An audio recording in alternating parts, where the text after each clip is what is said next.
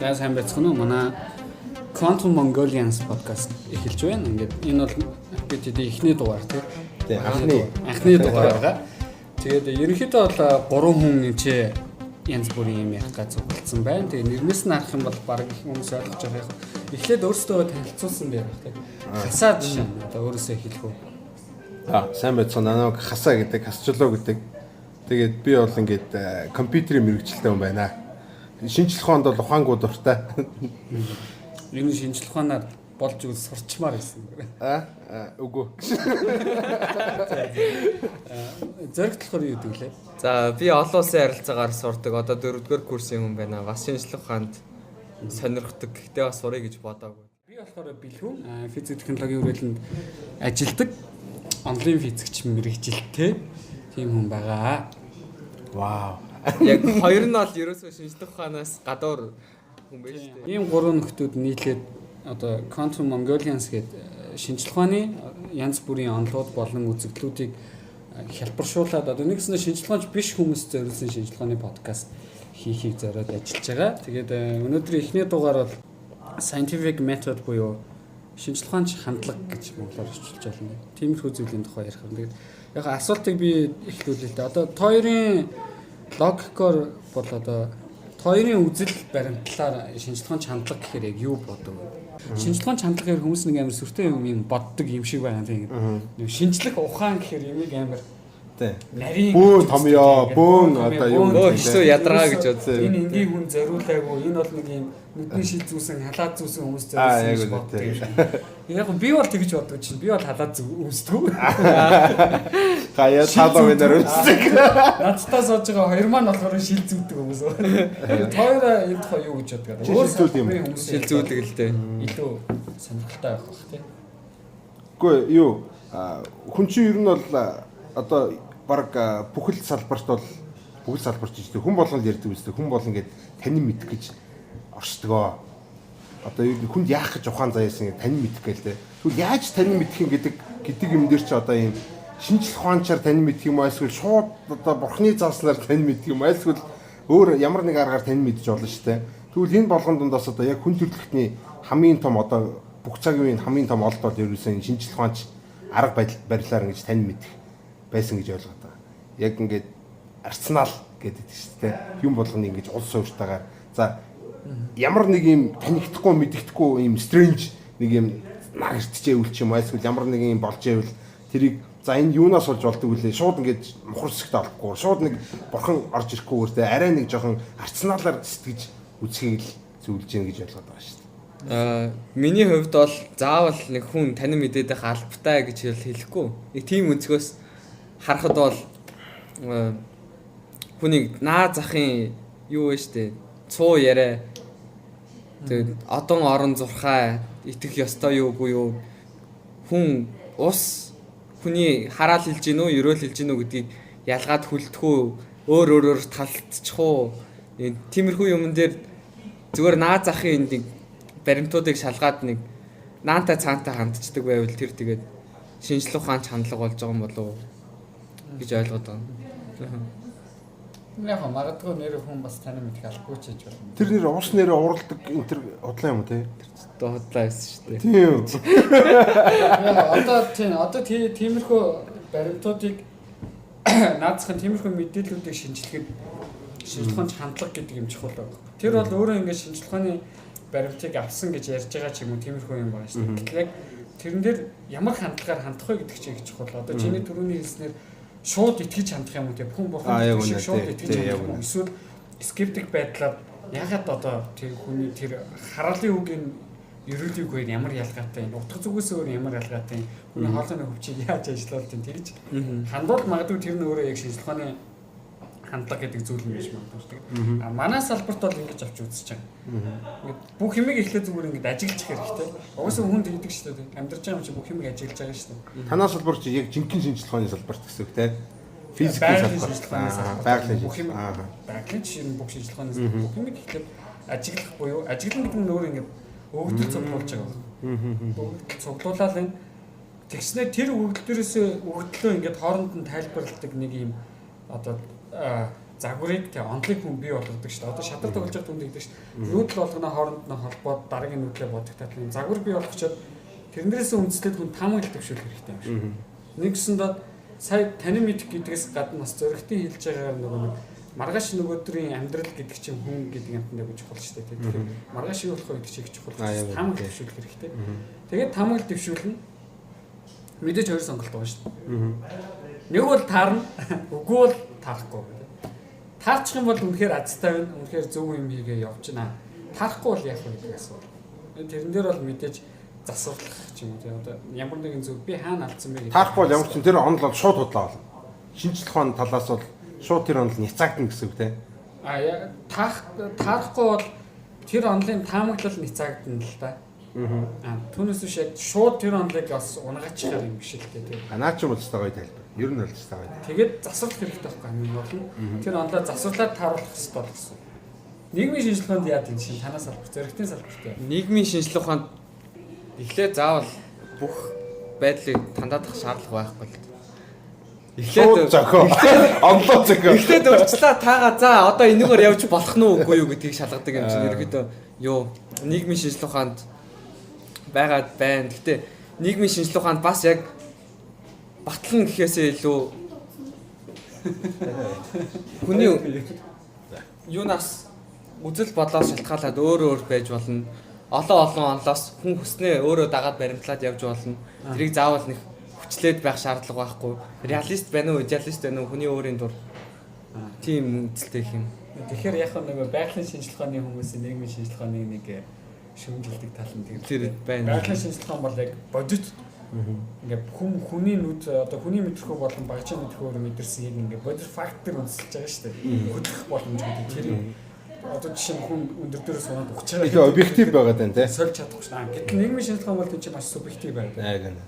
Нийгмийн шинжилгээ ухаанд яг ороод ирэх юм бол бас яг тэгээ буруудгаж чадахгүй л дээ. Яг тэр нэг юмыг аль алинаар нь тайлбарлаж болж байгаа болохоор яах ч юм. Байгалийн шинжилгээ бол тэрийг бол ерөөсөө барьцгүй гэж үзэж байгаа. Барьцтай хүмүүсийн хувьд бол барьцгүй юм л да. Тийм байгалийн шинжилгээтэй харьцангуй бол яг барьцгүй метод ашиглаж байна. Тэгэхээр юу энэчнээс юу харж болох вэ гэх нэг шинжилгээний метод чинь өөрөө нэг бас зөвхөн манай салбараар баригдаж болохгүй юм шиг байна л та тийм. Жишээ нийгмийн шинжилгээ одоо эдийн засгийн онцлог авч үзэх юм бол. Гэхдээ энгийн фактууд дээр бол жинхэнэ байгалийн ухааны scientific method-уудыг бол ашиглаж байна. Гэхдээ бол би ингэж сонсч ирсэн шүү дээ. Нийгмийн ухаанд одоо жишээ цоошин онол одоо өмнө байгаагүй ямар ч датагүйгээр ер нь бол онол зохиох гэдэг шүү дээ. За шууд одоо капитализм, шууд социализм гэдэг ч юм уу те. Нэг онол зохиогоод тэгээ тэрийг хэмжүүлэх гэдэг шүү дээ. За. Бас дээрэс нь нийгмийн шинжилгээ ухаан, байгалийн шинжилгээ ухаанаас амар олон юм орж ирд юм санагдаад байна. Одоо байгалийн шинжилгээ байгаль дээр ингээд болж байгаа зүйлүүдийг ингээд шинжилж байгаад за ер нь хүмүүс ингэж амьдрал ер нь их зүгээр юм биш үү гэдэг ч юм уу те. За нэг сүргэлж амьдарч байгаа амьтдын зарим нэг юмнуудыг онлыг оруулж ирдэг ч юм уу те. Ер нь бол байгалийн шинжилгээхэн бол ер нь их ажилтдаг хүмүүс болж саархангууд тэдний ажигласан тэр онлуудыг нь болохоор ингээд нийгмийн шинжилгээ ухаанд бас оруулж ирдэг хандлага бас байдаг бах те. За юу нийгмийн шинжилгээ ухааныг авахдаа яг олон улсын харилцааны хүн гэдгээр олон улсын харилцаан дээр авъя л да чинь. За марксизмыг ингээд гинт гаргаад ирлээ гэж бодъё л доо. За тэрэн дээр чинь яаж гаргаж ирж байгаа юм бэ гэхээр ингээд нэгт марксизм дээр яг гол марксизм тэр олон улсын харилцаанд оролцож байгаа улсууд нь тоглогчд нь улсууд юм уу, хүмүүс юм уу, байгууллагууд юм уу. Тэгээ тэд нар юуны төлөө байгаа? Эд хөрөнгийн төлөө юм уу, капиталын төлөө юм уу, ажиллах хүчний төлөө юм уу? Ингээд айгүй олон зүйлийг ингээд нэг зүйлээр нэг ингээд сэринкс гэх юм уу да нэг тохиргоогоор нь тохируулчих юм бол нэг онол болчих жоох байхгүй. Нэг тохиргооных нь нэг чухал эд ангийг аваад солилцохоор өөр нэг онол болоо явж байгаа байхгүй. Тэд нар бүгд аюулгүй байдлын төлөө юм уу? Эсвэл тэд нар дайнд ялахын төлөө юм уу? Энэ бүгд шалтгаалаад өөр ингэсэн онол болчихж байгаа. Гэхдээ хил шинжилтээр бол жишээ нь за хил шинжилт өөр олон нийгмийн ухаанууд дээр ч гэсэн байгалийн зүй тогтлуудыг ажиглаж байгаад өөрсдийн гэсэн онолтой ашигладаг явдлууд байдаг. Зүгээр ингээд математик аргачлал ч юм уу эсвэл компьютер технологиг одоо нийгмийн шинжилгээ ухаанд ашигладаг зүйлс маш олон байна. Одоо Хятад улс гэхэд 8 сард олон улсын харилцааны өөрсдийн гадаад бодлогодоо хиймэл оюун ухааныг ашиглаад олон улсын харилцааг симуляцлаад тэгээд ямар нөхцөл байдал биднэрт илүү ашигтай болох нь вэ гэдэг байдлыг гаргаж аваад тэгээд тэрийг олон улсын харилцаанд турших тийм туршилтуудыг явуулж байна. Тэгэхээр энд чинээс салбар орж ирж шүү дээ. Тийм. Одоо тэр хэмэл оюухан симуляцлаад гэдэг юм чинь шүү дээ. Тэр одоо жишээ нь тэр симуляцлж байгаа оюухан яг манай салбар шиг өмнө ингээ байсан түүхийн датан дээр үнэлж ажиллах уу? Эсвэл яг одоо математикийн тэгш шиг те шууд ямар нэг юм хүчингүүд тэнцэнээс хувьсаад явдаг гэдэг асуудал гарч ирж байгаа. Тэгээ хэмэл оюухан бол яг түрүүн хэлсэн шиг дата байхгүй бол ерөөс ажиллахгүй. Ерөөс дата байж ижил ажилладаг юм байгаа шүү дээ. Тэгэхээр одоо тэр хүмүүсийн одоо хоорондын харилцаа холбоо тэр нийгмийн харилцааг симуляцлахын тэр хүмүүсийн хооронд үүссэн нийгмийн харилцааны дата буюу тэр өгдөл нь байх хэрэгтэй болчиход байгаа байхгүй тий. Тэр хятад бол тэр үүдэн хүн байгаа. Үүдэн хүмүүс хоорондоо харилцаж байгаа. Тэдний дундаас үүдэн нь одоо тэдний одоо харилцааг нь одоо гоё ингэж бичээд авцсан альсгүй юм компьютерд өгдөл болгож оруулахад боломжтой болгоцсон байж гэн гэсэн үг шүү дээ. Хятад гэдэг бол ерөөсөө тэр чигтээ өгдлийн орон богоод байгаа байхгүй тий. Хэмэл оюуханыг сургах өгдлийн орон байгаа даа. Тэгэхээр бол тэдний бол давуу тал байгаа даа юм л да. Ер нь бол боломжтой тийм. Хүмүүсийн харилцаж байгаа харилцаануудыг өгдөл болгож оруулаад хэмэл оюуханыг сургаад тэгээ тэр хэмэл оюуханаар баахан хүмүүсийг хооронд нь харилцуулаад тэгээ тэр дундаас ямар эффект гарч ирж байгаа гэдгийг харж болно шүү дээ. Би бол тэр олон улсын харилцааг симуляцлдаг хэмэл оюухан ямар хуу өгөгдлүүдийг ашиглаж байна гэхээр миний бодлоор бол яг хувь хүмүүсийн удирдагчдын харилцаа байна. Тэгээд тэр соёл, технологи бүгдд нь нэг тодорхой утга оноогоод технологи өөр юу гэдэг олон улсын төвшин байгууллагууд хоорондоо яаж харилцдаг, улсууд яаж харилцдаг, энэ бүх мэдээлэл тэгээд дэлхийн түүхийг оруулаад тодорхой утгаар оноогоод тэгээ явуулдаг харилцаал тийм програм л байна гэж ойлгоод байгаа юм л да.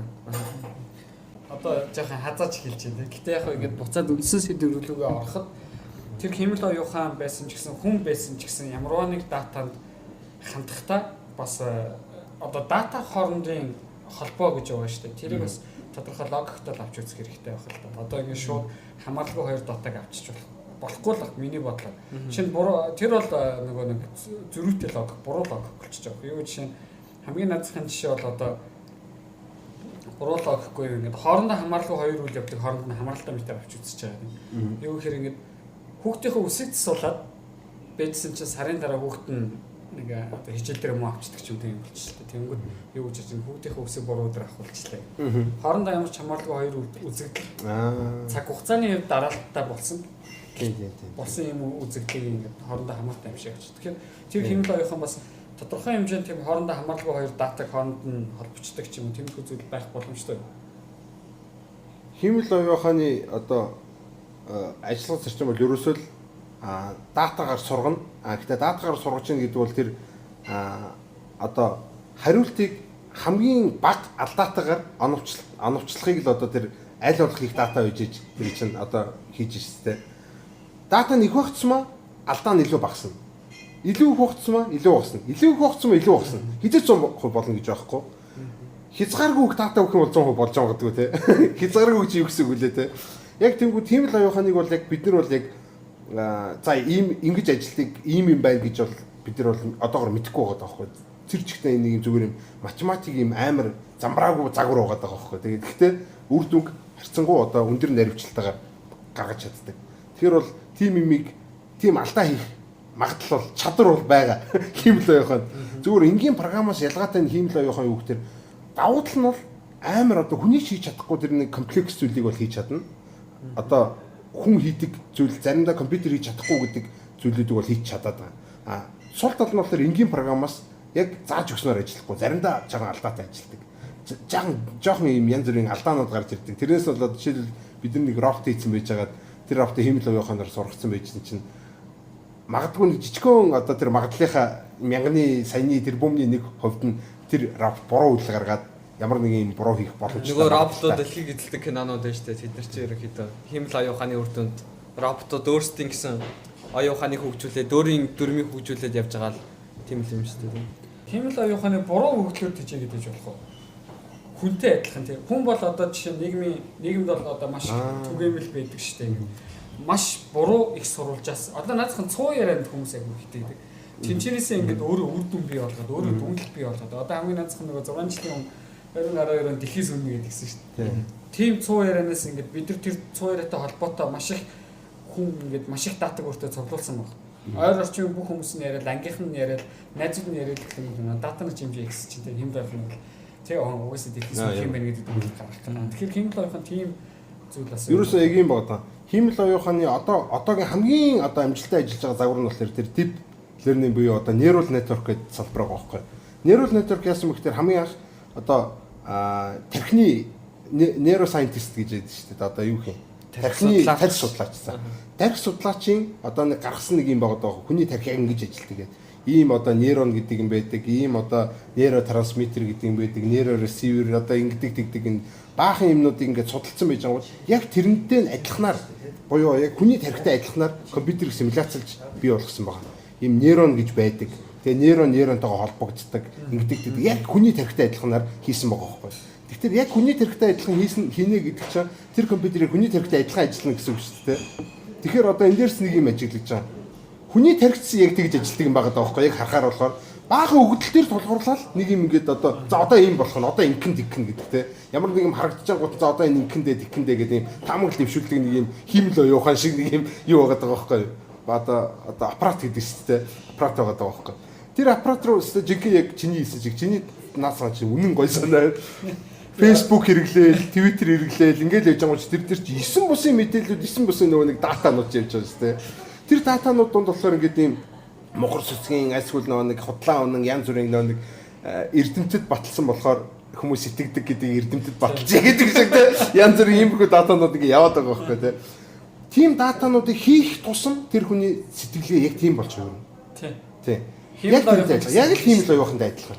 Тэгэхээр ерөөсөө яг наад чи амар гоё гаргалаа. Ерөөсөө яг тэр хүний мэдээлэл эргэн тойрны найзуудынх нь ярьж байгаа юм, итгэдэг хүмүүсийн ярьж байгаа юм, уншиж байгаа юм, ном нь альсгүй Facebook нь ямар мэдээлэл вэ? Тэр хүний тарих яг л тэгж ажилтдаг болж эхэлж байгаа. Тэгэхээр саяны хүүхдийн ус авдаг буруу логик тэгээд нэг их сурвалж тодорхойгүй тий. Буруу их сурвалжаас авсан чинь энэ хоёр л яг scientific method буюу шинжилгээний хандлагын буруу хандлагууд байгаа байхгүй тий. Хоорондоо хамаарлаггүй зүйлийг яг ингээ харахад бол их логиктой хүнд санагддаг. Гэтэл цаад нарийн шинжилж үзэх юм бол эдгээр нь буруу байдаг. Тэгэхээр хүн энэ дээр алж ийн гэдэг бол хүний зохиосон хийвэл оюухан бол алдах нь бол угаасаа тодорхой. Тэгэнгүүт нөгөө зөрөгтэй салбарын нэг асуудал гарч ирж байгаа. Хийвэл оюухан л буцаал авах юм байна л да. Юу гэхээр ярина. Тэр хийвэл оюухан чинь ингээ false data-гаас ингээ өгөгдөл бий болгож өгөгдлөөс нэг онол бий дүгнэлт бий болгож штэ. Тэнгүүд тэр false data-ны жижиг алгоритмыг өөрчлөж байгаа тийм. Тэгэх юм бол зөрөгтэй салбарт ойрхон болж байгаа байхгүй. Дата хамааргүй нөгөө нэг хиймэл оюухан чинь ингээ хөрөх гээд штэ. Exchange хийх гээд штэ өөр юм руу. Тэгэхээр танаас салбар нэг тиймэрхүү хиймэл оюуханыг ашиглах гэдэг нь. Яг манай салбарт өөртөө аль болох дураараа байвал зүгээр л дээ. Юмд юу гэдэг өгдөл баригдахгүй байвал юу нэг жишээ байна л да. Юу энэ хав руу өнгөрсөн жилээс өөрийн гэсэн зохиолыг бичдэг химэл оюухануудыг туршлаа шүлэг бичдэг Harry Potter-ын дараагийн бүлгүүдийг бичдэг Twitter орчинд өөрөө жирэгдэг юунуудыг химэл оюухануудыг турсан Twitter дээр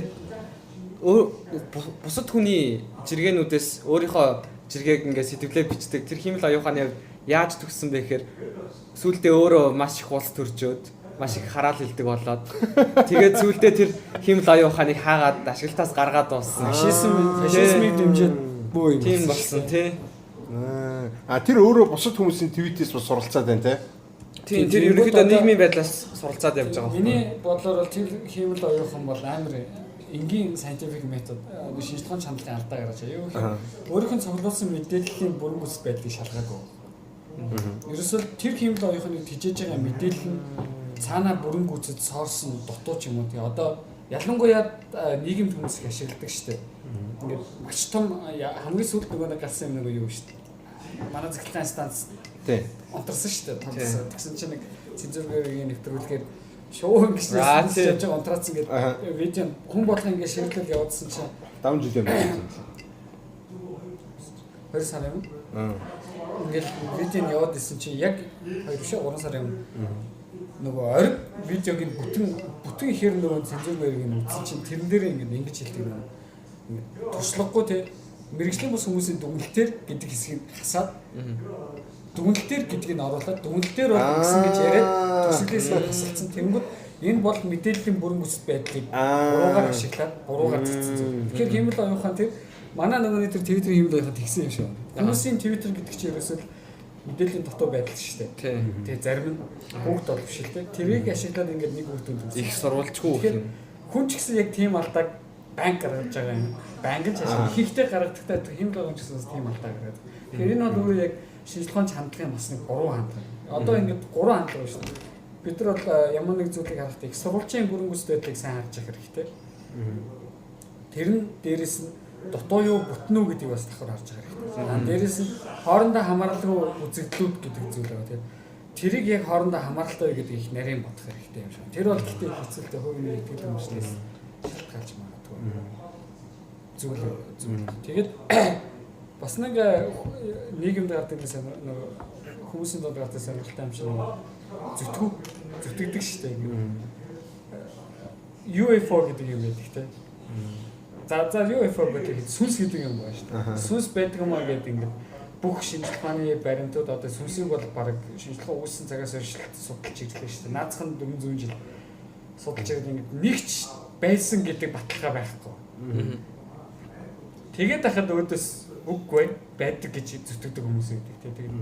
Тэр бол яг шинжлэх ухааны хандлагын хувьд бол хөшүүн хандлага. Хувьсах чадваргүй. Тэгэхээр хэмнэл оюуханд бас тэр тал дээр тийм юм байж болох. Одоо нэг датагаар хэмнэл оюухнаа тижиж байгаа шүү дээ. Өөр дата өгчүүл хэмнэл оюухан тэрнээр хэр одоо нээлттэй хандах вэ? Үгүй яг хэмнэл оюухныг ингэж хийж болж байгаа байхгүй. Яг үүндээ ямар нэгэн өгөгдлүүдийн хоорондох холбоог бид нар бүрэн бүтэн бас байна үгүй гэдэг мэдэхгүй байгаа байхгүй тий. Тэнгүүд хэмнэл оюухан болохоор тэр бүрэн бүтэн эсхээс нь нис хамаарад айл болох л одоо хэмнэл оюухан ч хоёр төрлийн дата байна. Нэг нь сургалтын дата, нөгөөт нь болохоор оригинал одоо яг жинхэнэ дата гэж байгаа байхгүй. Суурь гэсэн үг. Тийм. Сургалтын дата гэдэг нь болохоор тэр хэмнэл оюуханыг сургахынд ашиглаж байгаа буюу одоо энэ нь энэ юм, тэр нь энэ юм, тэр нь тэр юм гэдэг ингээд харгалзуулаад ингэсэн бэлтгэсэн дата гэсэн үг шүү дээ. За тэгсний дараа жинхэнэ дата гэдэг нь болохоор оригинал дата орж ирлээ ямар жинхэнэ дүгнэлт байхгүй. Тэр хүн хийж болно үгүй бол хэмнэл оюухан хийгээд энэ тэр байна гэж зааж өгнө гэсэн үг тийм. Тэрийг нь бид нар одоо шалгаж болно. Шалгаад за ерөнхийдөө 90 хэдэн хувийн магадaltaй тааж чадж байгаа юм бол за энэ бол хэмнэл оюухан бэлэн болсон гэд тавьж болж байгаа байхгүй тийм. Тэр болохоор нэг юм жоохон хөвдөн гэдэг. Ярина. Гэхдээ бос тохиолдолд нь болохоор ингээд үнэн хэлж байгаа юм чинь энэ бол хамаагүй өөр шигтэй байгаа байхгүй.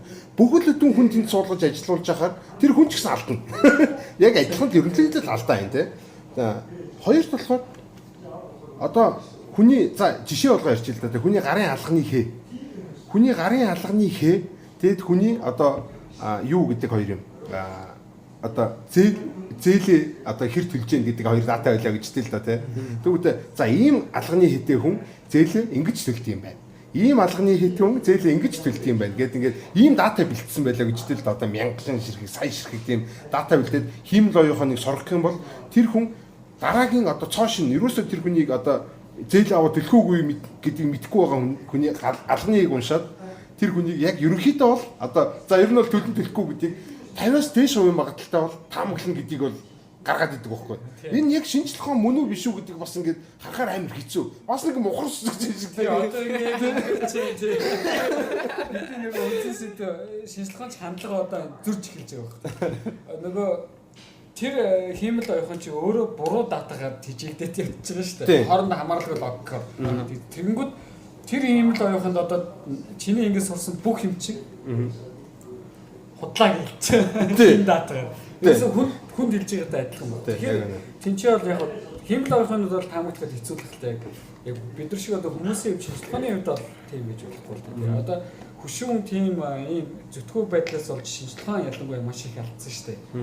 Одоо нөгөө анх нар бусад гаргууд ихийн тавьдаг ус ингээд боддог ус тэрийг нисрүүцэн нөхрийг авч шатааж ажиллаж шүү дээ. Тэгээ шатаачаад нэг нөхрийн гэрт нь орчиж байгаа.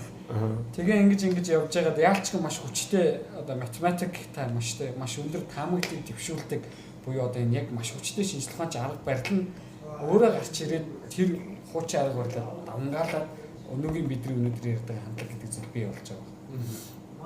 Яг харамслаа тэгээд тэр нөгөө шатаасан гэрт дээрсэн нөхдөөс 1900 оны хэрэлт өгж уучлаа. Биш ээ 20 жилийн өмнө өгж уучлахдаггүйсэн шүү дээ. Тэгэхээр юу хэлэх гээд юм гэхээр Хэмэл оюухан бол тийм байж болно. Тэгээ энэ бол ингээд цаанаас нь та бол ингээд өөрчлөгдөж чадахгүй гэж бичсэн програм шүү дээ. Хэцүү. Хүн болох боломжтой. Тэгэхээр аль болох хүмүүс ингээ хоорондоо ялангуяа маргаж байгаа бол эсвэл ямар зүйлд хандж байгаа бол аль болох өөрийнхөө нөгөө нэг хөвшмөл сэтгэлгээгээс зугтаж явах хэрэгтэй. Манай анхны дугаар энэ үрээд өндөрлөж байна. Дараагийн дугаараараа дахин уулзлаа түр баяртай.